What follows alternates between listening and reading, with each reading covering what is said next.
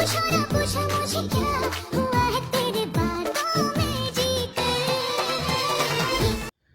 আজকে আমার ইংলিশ ক্লাসে যাওয়ার জন্য রেডি হচ্ছি।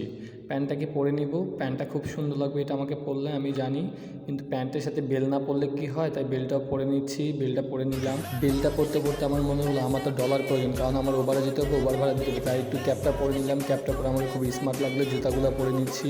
মোজাটা পরতে পরতে জুতাটা বাঁধা শেষ।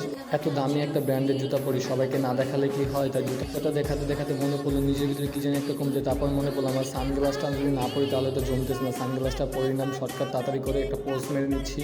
আমার ব্লুটুথটা খুবই আমার ইম্পর্টেন্ট। রুমের গেট খুলতে দেখি দিদি আমার পা চাটার জন্য বসে যেতে পাঠিয়ে গেলাম। দিদি আমার পা চেটে দিচ্ছে, সারা জীবন এইভাবে আমার পা চেটে যাবে। পা চাটা শেষে বের হয়ে গেলাম রাস্তায়, গুটি গুটি পেয়ে এগিয়ে যাচ্ছি সামনের দিকে। খুব সুন্দর লাগছে নিজেকে, আয়না দেখলাম আমার মাথা ঠিক থাকে না। মেন রাস্তায় আসতে দেখি রাস্তাটা রেড হয়েছে, এখন আমি যেতে পারবো না। গ্রিন হলে যেতে হবে, এখন গ্রিন হয়ে গেছে। এখন আমি সামনের দিকে আগাচ্ছি, সব গাড়িগুলো দাঁড়ায় আছে। আয়না দেখলে বললাম আমার মাথা ঠিক থাকে না, দেখেন এখন আয়না। রে ভাই, তোর এই জায়গায় কে দাঁড়া করা দিল? এই শালা, আমি প্রত্যেক দিনই ওরা জিগাই তোরে কে দাঁড়া করবো, আমার কোনো জবাব দেয় না কেন, আমি এটাই বুঝি না। আপনার কাছে জিগাই, কোন দিন আমার জবাব দিব বলেন তো? এটা হলো আমি যেখানে ইংলিশ ক্লাস করি, সেই জায়গাটা কত সুন্দর দেখেন।